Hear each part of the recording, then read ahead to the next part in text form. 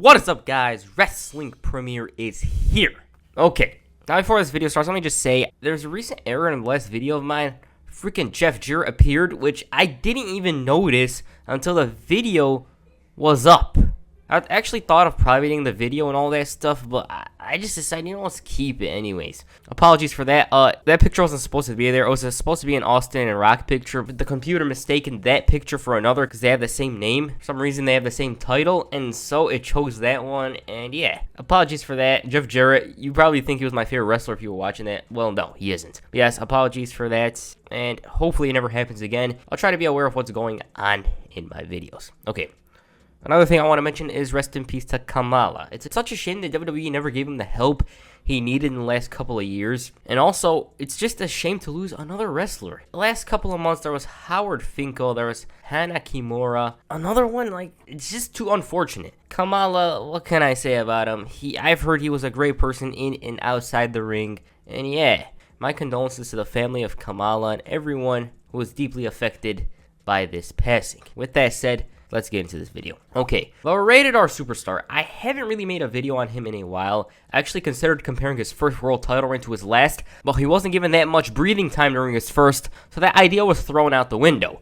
With that said, Edge, as you may know, he's been an 11-time world champion. It's weird to think that he has 7 more world title reigns than Shawn Michaels, 3 less than Triple H, and it's crazy to think he has 11 world title reigns. Did he deserve those title reigns? Sure. But, looking back, 11 times, damn. He had more title reigns than John Cena up to that point, I believe. Also, he could regain the title in the near future, so by the end of his career, he could have 14 or 15 for all we know. You never know. But in this video, I'll be covering the entirety of his first WWE Championship reign. Despite the short length, Edge certainly showed that he was capable of being champion. He drew high ratings, albeit for the ridiculous stuff, but still, he was front and center, and he was responsible for the spikes in ratings during January of 2006. From live celebrations to TLC matches, this title reign was wild. It lasted 1 month, yet compared to Braun Strowman and Brock Lesnar's recent title reigns, it felt much more lively. Anyways, let's get into it. I suggest you watch the Rise of Edge and Christian, and then the Rise of Edge alone if you want his story up to this point. Okay, fresh off the heels of New Year's Revolution and shocking the world, Edge was out to go where no champion ever went. First of all, he cashed in Money in the Bank, my personal favorite cash-in, on a very vulnerable John Cena. After years of being seen as just a mid-carder, Edge finally broke through. Many saw him as a mid-carder for life after his partnership with Christian ended. Not everyone, though. Many believed in him, too. He showed flashes, and I personally believe that he would have become a top star on SmackDown. They were certainly lacking in the department of top babyfaces during 2003. But the injury derailed his momentum. But now, he's champion and he was ready to show everyone what the rated R superstar was capable of. Edge said that he's worked his entire life to be called WWE champion, and now no one can doubt him anymore because he's the champ. Edge then said that he wants to celebrate his title win his way by having, well, he and Lita are going to do it basically. On the January 9, 2006 episode of Raw, John Cena donning that SVR 2007 shirt came out. Now, if you watched Raw during this time period, it felt weird to see Cena without the title. Why was it weird? Well, he held the title for 9 months. And his entire run on Raw up to that point, he never came out without the title on his waist or on his shoulder. Also, the fans, depending on what side you were on, hated Cena. They turned on him because, well, he was becoming repetitive in their eyes. As for me, I was a little kid. I had this John Cena toy, so obviously it's clear whose side I'm on. Cena spoke about the fans and how they're vocal towards him. He quoted Allen Iverson stating that if there's 1 million people who love him, then there's 10 million that hate him. Cena, though, was down with those soldiers that were going to ride with him, and as for the 10 million people, he straight up told them to kiss his ass. Cena decided that this is the time to cash in that rematch clause. He took off his shirt and patiently, or impatiently, waited for Edge. When Edge came out, well, he wasn't there. It was his girl, Lita, aka the most hated woman in the entire company. Lita did accept Cena's challenge, but it wasn't for tonight. Edge was preparing for his celebration, and after Lita did some oral persuasion to Vince, Cena's title match was pushed back to the Royal Rumble. She said that Edge is not going to be fighting tonight, but he's going to do something else in that ring. She took a jab at Cena, stating that Edge is going to last longer than 2 minutes because he lost in under 2 minutes the previous night. Lita also insulted the fans and she proclaimed that Edge is going to beat Cena at the Rumble. She also took a page out of the former champ's book, as you could see there. The former champ responded saying that many in the arena think he sucks, but everyone knows that Lita sucks. John Cena promised to beat Edge's ass and he wanted Lita to bank on it. Also, he called her a biatch. I swear, Lita, she had the thickest skin out of any woman I've seen. The amount of insults that were thrown at her in 1 year, nothing comes close to it. So later that night, Edge arrived to the arena in style. Jerry Lawler was the happiest man in the arena, and I just wonder, what were the kids in the arena thinking? Seriously, this has to be the most awkward thing ever for them. Anyways, John Cena was barred from ruining this thing as Vince was starting to go crazy. So in the ring, the bed's all prepared, and Edge shouts, "The champ is here," which drew some heat. He did it again to successfully gain even more boost. He was proud of the fact that the fans didn't see it coming, as he outsmarted them. Edge said that in this industry, you don't have to be the biggest, you don't have to be the strongest, but you've got to be the smartest. He then shifted his focus to the celebration. Okay, in an effort to not get this video kicked off the channel or blocked or anything like that, I can't mention any of this. I still can't believe this happened on Raw. Like, it's just so out there. Something like this didn't happen on Raw. There was a bunch of stuff that happened. Val Venus's PP was getting chopped or whatever the hell was happening. DX were telling girls to flash. But this was different.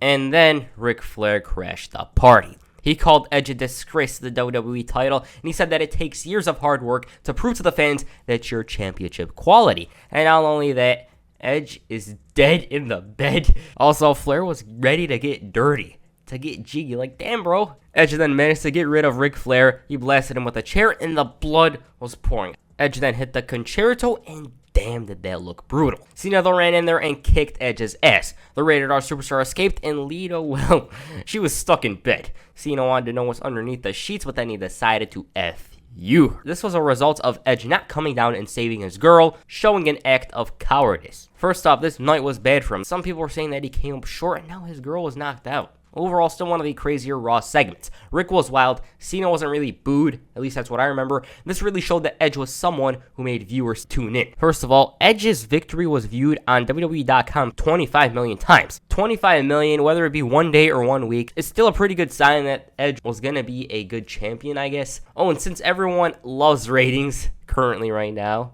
Edge's segment received a 5.2 rating, which was the highest to a Raw segment in nearly a year. Also, I bet fans were curious as to how the WWE was going to go about this one. I mean, you don't often hear about a celebration of this magnitude. They wanted to know if Edge was going to rise to the occasion, I guess. Sorry. But seriously, Edge really solidified himself as a must-see champion, although it's probably attributed to the damn segment itself. The following week, Edge came out to discuss the events of last week. He acknowledged the fans' mindset towards him being a cheap champion, and he personally believed that he won the title fair and square. He cashed in, and now he's the new champion. He also believed that he was entitled to do what he sees fit, and he mentioned how the celebration was the highest rated ending to a Raw episode in over 2 years. He bragged about receiving 25 million views on WWE.com, and seeing as he received that amount of views in such a short time, he believed that he's the most watched WWE champion of all time. Edge said that there's consequences to pay for those that don't like it, and he took a jab at Flair country before mentioning his title match against Flair. That was a TLC match for the title. But for now, he wanted Lita to finish off what they started last week. Jerry Lawler once again loved this. Joey Styles didn't want to see any of it, and when Edge and Lita got down to business, the new World Heavyweight Champion Kurt Angle interrupted.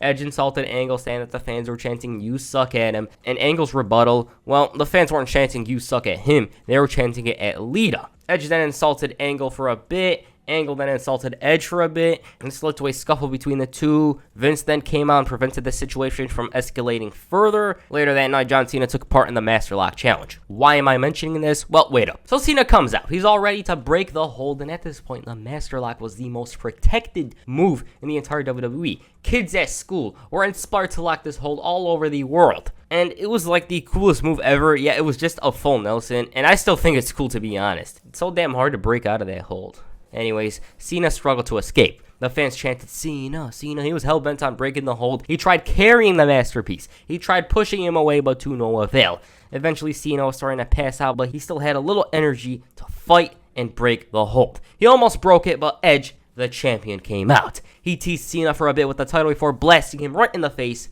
with the gold. As a result of this, Cena was busted open. But that wasn't it. Later that night, Edge defended the WWE Championship in a TLC match against Ric Flair in Flair country. I believe it was in Charleston, by the way. So now the Nature Boy had the opportunity to win the world title for the 17th time. David Flair's sister was there to witness her father attempt to capture the title for the second time. As for Edge, he showed no weakness. It seemed like there was no doubt in his mind that he was winning. Throughout the match, Edge was hell-bent on not only retaining the title, but ending the 56-year-old Ric Flair's career. The match itself, enjoyable. Old man Flair took a damn suplex on the outside. He did fight back, showing that maybe, just maybe, it was his night, but Edge was always there to cancel the attack. And funnily enough, and I don't recall much of this, Ric Flair bled in a damn TLC match. Like, out of all the TLC matches that happened during this era of WWE, well, from 2000 all the way to 2008, there wasn't that much blood. At one point, Edge went up to the top of the ladder and he jumped off onto Ric Flair, and good God, like Flair, he was willing to take these ridiculous amount of bumps so late in his career. This one match, compared to the entirety of his WWE run, I don't think he took as much punishment as he did during one match, like this match. Maybe there is, but yes, this one, he took a lot of punishment. He was hit by ladders, tables, chairs, Lita, Edge, everything. Flair, though, recovered and was out to hurt the Rated R Superstar's knee.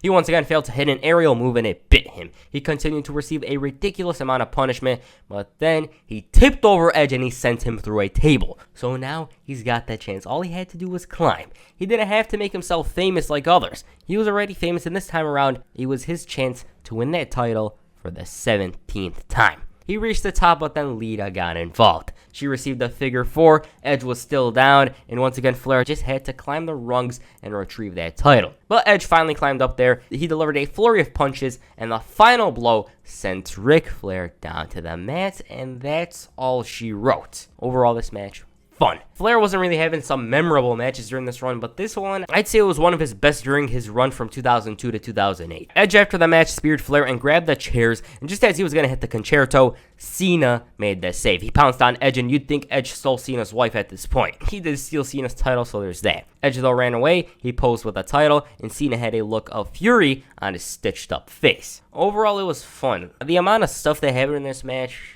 it makes it a memorable bout, in my opinion, and it's one of the best Raw matches of the 2000s. Now, a perspective on how Edge was doing as a champion from a ratings point of view, so far so good. This installment of Raw drew a 4.3 rating, same as the previous week. I couldn't find anything on the segment of the match itself, but by the looks of it, Edge was fresh.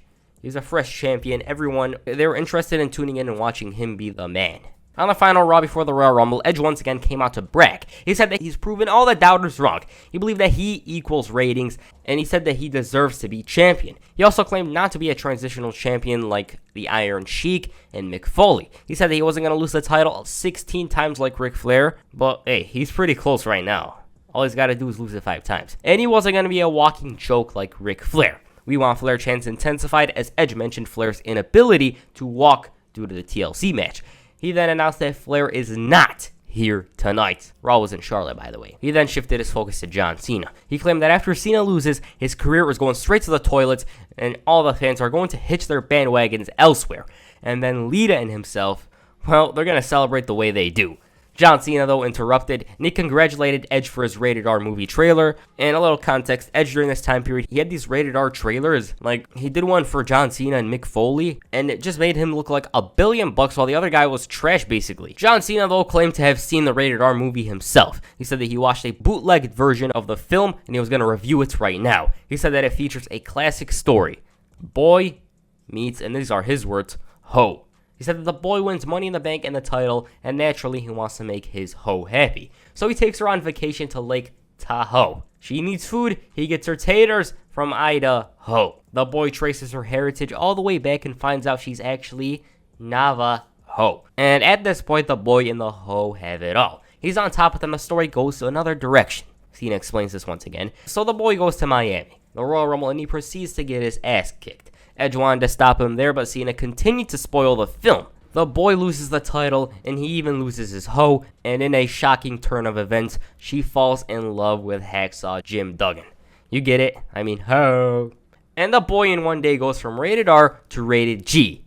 G standing for God, G standing for gold, and G for gonorrhea, which the hoe left him Oh my god. Once again, they were absolutely relentless with Lita. She just took it all in. She didn't cry or anything like that. Although at some points, I did feel like she did want to burst out. Or maybe I'm seeing things. Lita then said that she doesn't know this hoe that Cena's talking about. And if Cena has trouble finding a partner, he should just go and play with himself. Cena's response, once again, no mercy. He said that it was good to see something of substance coming out of Lita's mouth rather than in. Edge had enough and Cena became serious. He said that ain't no money in the bank, movie trailers, celebrations is going to change the fact that although right now he's standing next to a biatch at the Royal Rumble, Cena's going to make him his. See, once again, this promo is pretty entertaining to be honest. Lita, like, what can I say? Edge, once again, outstanding. The facial expressions he does, they just get me, they annoy me, and all that. Now, later that night, both men were set to face each other in a tag team match. Edge throughout the night searched for a tag team partner, and the ways he tried convincing them to accept, well, he used Lita. She was a bit reluctant initially, but he managed to convince her to do this stuff. Basically, Edge is pimping his own girl. Like, what the hell? He's literally forcing her to be a promiscuous girl just to convince a guy to team up with him later that night. By the way, this didn't even work out because the Big Show basically, he took it all in. And he refused. He flat out refused to team up with Edge. Later on, Edge asked the Game Triple H to be his partner. He considered it, but that never happened. Instead, it was the Masterpiece. As for John Cena's partner, it was Ric Flair. With that said, it was Cena and Flair who emerged victorious. Edge watched on from a distance, and heading into the event, it was John Cena who had all the momentum. As for their match at the Rumble, well, not bad. It wasn't as great as their future bouts, but it was good enough. There wasn't the great exchanges these two had in their future bouts, but hey, at least Cena came out in a spaceship of sorts. I mean, there was no way in hell he was losing that title after coming out on this damn platform. Also, I could have sworn this was planned for WrestleMania 22. One thing to know is that the commentary team, they believe that Edge, he was going to be a transitional champion. Now, if you know what the term transitional champion is, it's not someone that holds the title once and loses it. I'll only give you the best example. Bob Backlund, Iron Sheik, Hulk Hogan. Who's the transitional champion? Iron Sheik, because he passes it on from Backlund to Hogan. That's a transitional champion. They should have just called him a one-hit wonder. During the match, the Rated R Superstar was mostly in control. But then Cena made the comeback, shoulder tackle, clotheslines, slam, 5-knuckle shuffle. Cena went for the cover. Lita got involved. Edge bumps into her. He runs into the FU, and he taps out to the STFU. That's it. Honestly, looking back, should have been more dramatic. That's what I'm trying to say. All Cena had to do was hit his comeback and win. And I can see why many were irritated, because Edge was great in the ratings department, but WWE won the title on Cena. I mean, he was a draw in the first 3 weeks, in his only 3 weeks as champion. Yeah, he did pretty good. They won the title on Cena, though. But I wouldn't change it, to be honest, because WrestleMania 22 was my favorite WrestleMania of all time due to Edge and Foley and Cena and Triple H, so there's that. But yes, Edge's title reign, by the looks of it, at least to me, they were experimenting on if Edge was a draw, if he was a good champion. I guess it worked because 4 months later, he was champion, and by the end of 2011, he was an 11-time champion. But that stuff up to this point was still unwritten. Overall, a fun title reign despite the short run. 3 weeks, yet so much happened. WWE, I don't know why they gave it to Cena. I think they were hell-bent on having that WrestleMania match, but yeah. Overall, I liked it, and Edge, I will return to him soon. We'll probably look at his world title reigns too. His story with Mick Foley, I love that one. Yeah, we're going to return to Edge real soon though. So yeah, that's it for this video. Make sure you hit an Impaler DDT on the like button and perhaps the spear on the subscribe button. Peace, I'm out.